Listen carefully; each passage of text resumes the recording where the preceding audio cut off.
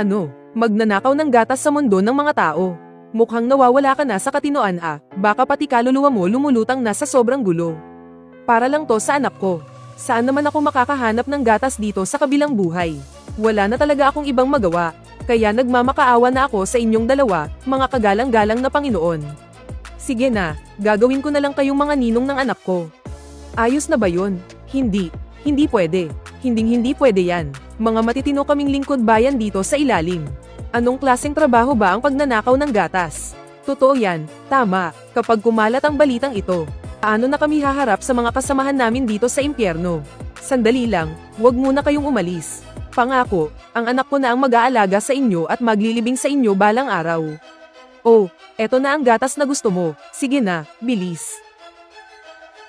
Maraming salamat, salamat talaga. Utang na loob ko to sa inyo, hinding-hindi ko to malilimutan. Master Zhao, yung usapan natin kanina kailangang tuparin yun. Syempre naman, may isang salita ako. Siguradong tutupad ako. Ang kakainin at iinumin ng anak ko simula ngayon. Sa inyong dalawang ninong na kami aasa para pambuhay sa kanya. Pambuhay sa kanya. Oo naman, mga ninong na kaya kayo. Hindi naman pwedeng isang beses nyo lang siyang pakainin, di ba? Pero di ba dinalhan na namin kayo nito? Akala mo ba ganoon lang kadali makakuha ng inaanak sa isang pitsyel lang ng mainit na gatas? Anak nang. 3 taon na ang nakakalipas. Hindi ba tayo makakakuha ng totoong gatas ng tao? Magpanggap kang isang batang ginang. Maghanap ka ng babaeng nagpapasuso.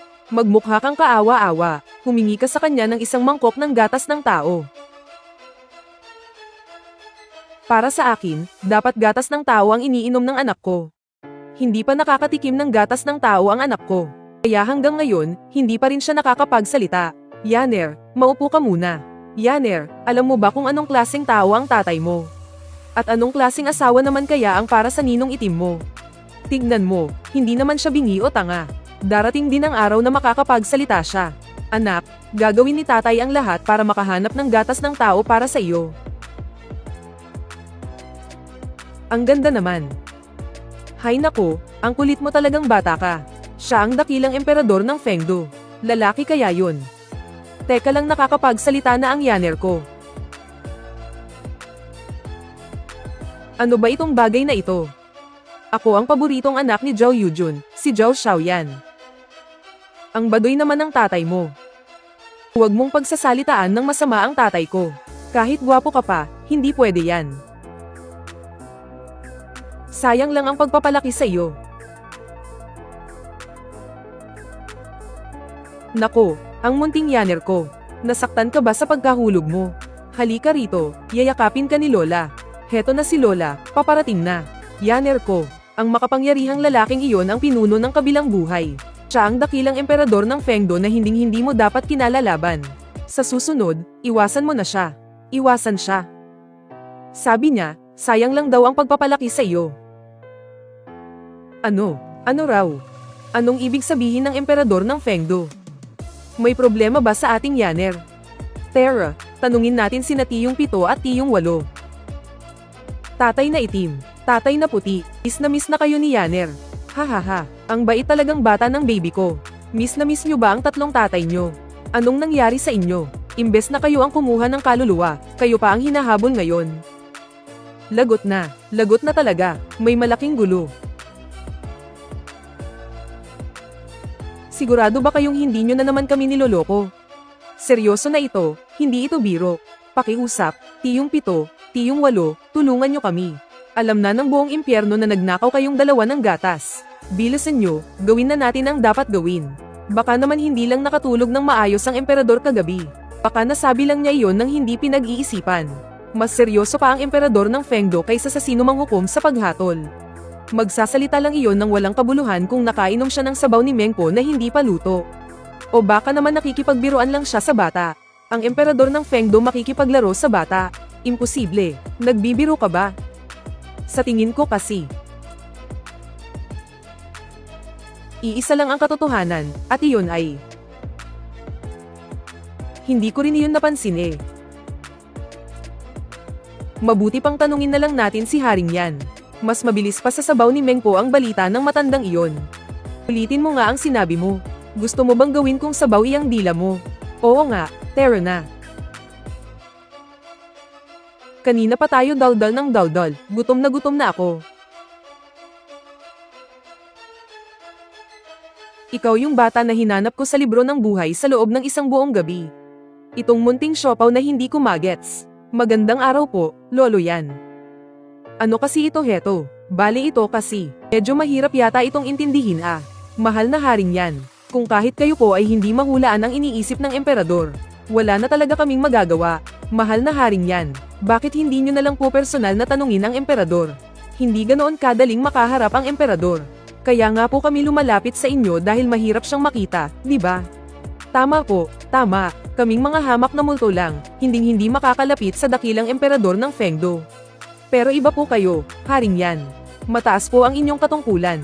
Kahit ang dakilang emperador ng Fengdo ay siguradong respeto sa inyong pangalan. Mahal na haring yan. Napakataas ng inyong autoridad dito sa kabilang buhay. Kayo lang ang tanging makakapakiusap sa emperador. Tulungan niyo na po kami. Totoo iyan, napakabait at napakarangal ni haring yan. Kayo po ang pinakapahalagahan ng dakilang emperador. Sa isang salita nyo lang. Siguradong ayos na yan. Hoy Oxhead, ang laki mong bulas, mag-ingat ka nga. Huwag mong malaglag ang munting siopaw na iyan. Ikaw ang tatay ng batang iyan. Ikaw ang pinakabagay na humarap sa dakilang emperador ng Fengdo. Tama, ikaw ang pinakamagaling mambola ng mga multo, tero na. Sasamahan kita para makiusap sa emperador. Hay nako. Nakaka-stress na talaga itong mga multong ito. Tay, ano ba talaga ang pinapanto ng emperador? Hay, wala naman yun. Ang sabi lang niya, hindi na bata ang anak natin. Pero wala pa siyang kahit kititing na kapangyarihan. Parang sinasayang lang daw niya ang panahon niya. Pero 5 taong gulang pa lang ang Yaner natin ah. At isa pa, tao lang siya. Saka nandito tayo sa mundo ng mga patay. Kahit ang mga multo rito, kailangang maghintay hanggang mag-10 taon sila. Sinabi mo pa, iyan din ang isinagot ko sa emperador. Pero ang sabi ng emperador, matalino at may pambihirang talento ang Yaner natin. Hindi raw dapat hayaang masayang yun. Hahaha, Yaner, ikaw na talaga ang pinakaastig na bata sa buong mundo ng mga patay. Tignan mo, pati ang emperador, bilib sa iyo. Hay, kailangan nating ipadala palayo si Yaner, doon sa dakilang emperador ng Yingdo. Bakit? Para rin ito sa ikabubuti ni Yaner. Paano kung dumating ang araw na kailangan na nating mag-reincarnate? Sino na ang mag-aalaga sa kanya? Ang sama ni tatay. Ang sama ni tatay. Hindi aalis si Yaner. Gusto lang ni Yaner na kasama si tatay at si nanay. Yaner, paano kung isang araw ay hindi mo na makita sina tatay at nanay? Iiyak ka ba? Iiyak po ako. Lalakasan ko po talaga ang iyak ko. Iiyak ako hanggang sa malaman ng buong kailaliman ng lupa. Tutal bilib naman ang emperador sa Yaner natin. Gawin nating disipulo niya si Yaner. Para sa hinaharap, maalagan din niya ako at ang nanay mo. Pero napakabata pa ng Yaner natin. Kailangan pang ang ihatid ni na Ginoong 7 at Ginoong 8 ang gatas niya. Saka hindi niya kayang mawalay sa akin kahit isang araw lang. Sige, desidido na ako. Walang kaluluwa, walang espiritu. Isang walang lamang katawan lang. Walang tadhana, walang swerte. Hindi siya matatanggap ng langit. Pabigat lang ang pagpapalaki sa kanya. Mas mabuting itapon na lang siya para hindi na tayo mag-aksaya ng panahon. Huwag mong isiping porke gwapo ka pwede mo nang gawin ang lahat ng gusto mo. Tinapon mo na ako noong nakaraan ah. Hindi mo na pwedeng gawin ulit iyon. Tinapon kita ng isang beses. Oo, kapag tinapon mo pa ako ulit, hinding-hindi mo na mahahanap ang nakatadhana sa iyo habang buhay. Hoy! Ano ba iyon, batang makulit? HMP, ang lakas din ng loob mo ah. Umakas na ang tatay mo. Ayaw na sa iyo ng tatay mo. Imposibleng mangyari iyon. Hala, nasaan na ang tatay ko? Hala, nasaan na si Lord? Hay, isang malaking manloloko, isang maliit na manloloko, lahat sila, mga sinungaling na multo. Hoy matanda, kapag walang masarap na pagkain sa bundok ng Fengdo, ipapasuntok kita sa mga tatay kong itim at puti.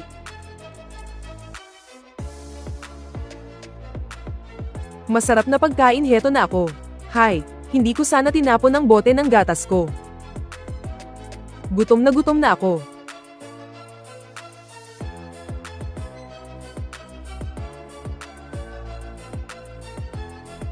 Maliit na rice ball, akalain mong may tadhana pala tayo sa isa't isa.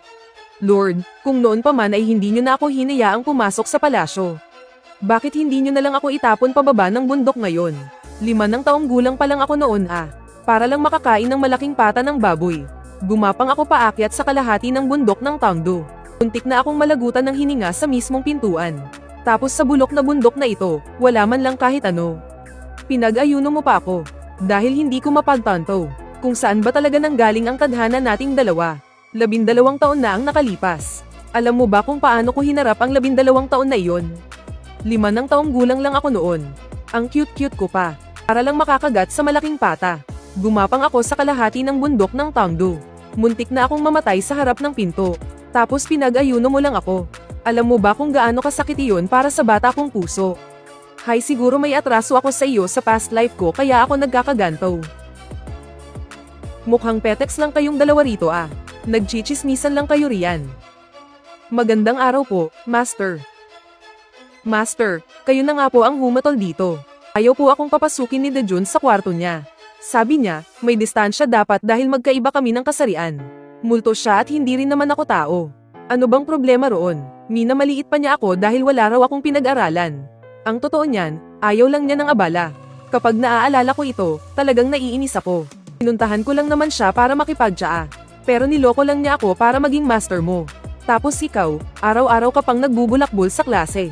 Napakamalas ko talaga sa inyong dalawa, parang sinalo ko na ang lahat ng kamalasan sa mundo. Patay na, lagot na talaga. Nakalimutan ko na namang pumasok sa klase ko kaninang alas 8 ng umaga. Ayan, nag-aalboroto na naman ang hamak mong master. Tumahimik ka nga, hindi mo na kailangang sabihin iyan. Hindi naman ako bulag. Ngayong araw, kopyahin mo ang mantra ng katahimikan ng 300 beses. Buwisit na Dejun iyan, kung ano-anong mantra ang ginagawa kahit wala namang dahilan. Ang hirap nang ang isulat, ang hirap pang bigkasin. Suko na talaga ako. Lauzuan, kahit pakitang tao na lang, ayos na iyon. Ang mahalaga ay ang matutunan mo ang tunay na kahulugan nito. Opo, Master. Pero bakit kailangan pa niyang magpuyat at magbabad sa malamig na lawa para lang kumopya ng mantra?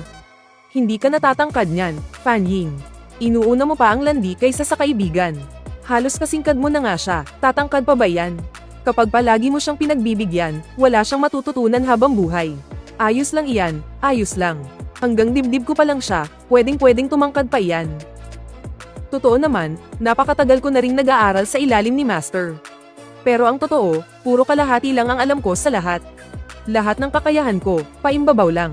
Ang hilig ko lang talaga ay ang magpetex at hayaan na lang ang lahat. Hayaan mo na, basta marunong kang magbasa, sapat na iyon. Parte ba ako ng laro ninyo? Noong una, pilit lang akong itinapon ni Dejun doon. Bata pa ako noon. Tuwing naroon ako, nanginginig ako sa sobrang ginaw. Wala pa akong muwang noon. At kapag nakikita niyang hindi ko na kaya, lagi niya akong inilalabas ng saktong oras. Gagamit siya ng mahika para patuyuin agad ang mga suot ko. At tuwing natatakot ako at umiiyak, lagi niya akong inaabot at niyayakap ng mahigpit. Huwag kang mag-alala, nandito lang ako. Pero ang pagbababad na iyon, kapag nagtagal na, hindi na ganoon kahirap tiisin ang pag-aayuno. Ang din sa pakiramdam at parang naging sariwa ang isipan ko. Kaya lang, hindi na ako niyayakap ni Dejun.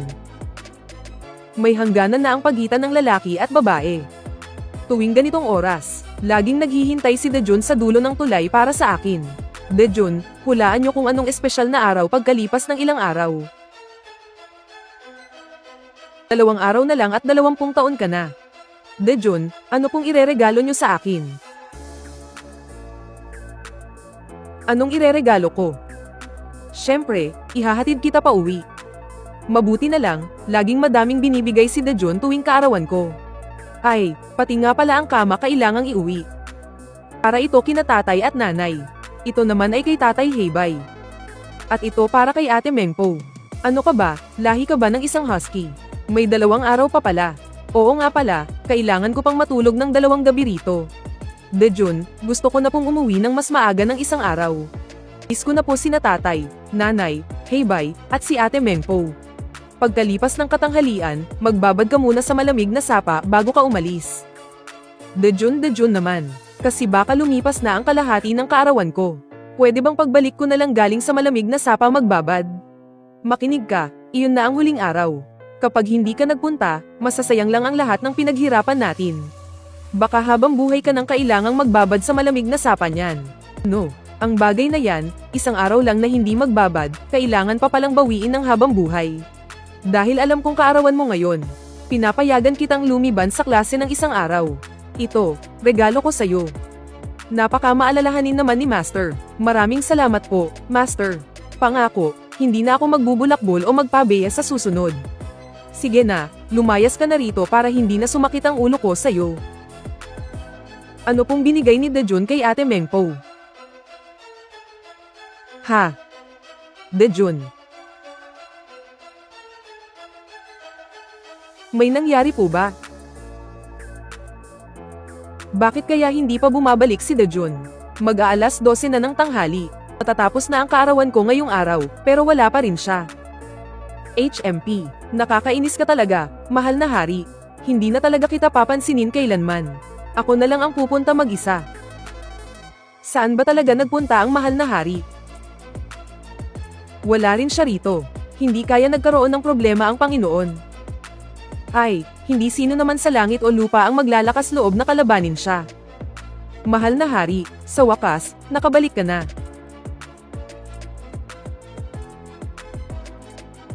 Kaninong kaluluwa po ito?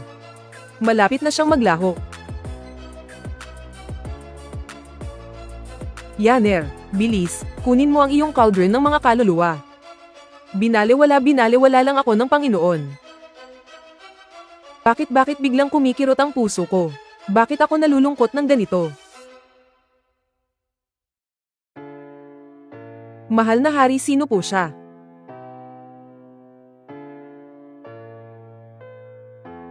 Noor. Papanginoon. Yaner, sumusobra ka na. Masyado kang mapangahas. Huwag mo nang uulitin na tawagin ako sa aking tunay na pangalan. Fen Ying. Talaga bang kailanman ay hindi mo pinahalagahan ang mga nararamdaman ko? Nasaan ako? Ha, nakauwi na ako. Ang mahal na hari siguro ang naghatid sa akin pauwi. Hindi nag-sleepwalk ka kaya at isinama mo ako pabalik dito. Syempre naman, liban sa akin. Sino pa ba ang may kakayahang gawin yon? Oo nga pala, Itay, Inay, narito na po ako. Itay, Inay. Ang munting yaner ni Inay dalaga na. Aba, ang munting yaner ko, ang tangkad na. Ha. Hindi na sayang ang pag-aalaga namin sa iyo. Ha. Ang ganda-ganda na talaga ni Yaner.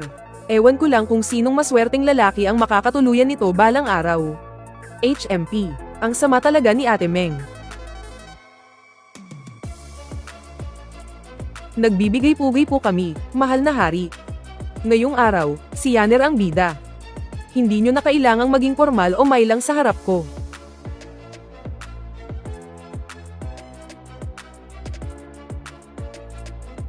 Mahal na hari, ito na po ang pinakamasayang kaarawan ko sa loob ng 20 taon. Ang 7 na gawa sa buto na ito ay maaaring gamitin para tagasundo ng mga kaluluwa sa hinaharap kapag ikaw ay nagkaroon ng matinding problema. Ang buong mundo ng mga patay ay susunod sa iyong bawat utos. Ang lahat ng nilalang sa mundo ng mga patay. Hindi lang iyon. Yan Dejun, ibig sabihin ba yun, pati si Lord Yama ay kaya mong utusan? Oo. Diyos ko, ibig sabihin pati si Yama ay kaya ko na ring utusan. E di wala na palang makakapigil sa akin sa kabilang mundo. Kung hindi mo gusto, ibalik mo na lang sa akin. Gusto ko, sobrang gusto ko. Dejun, bawal ang bumawi ha. Kapag binawi mo, magiging tuta ka. HMM.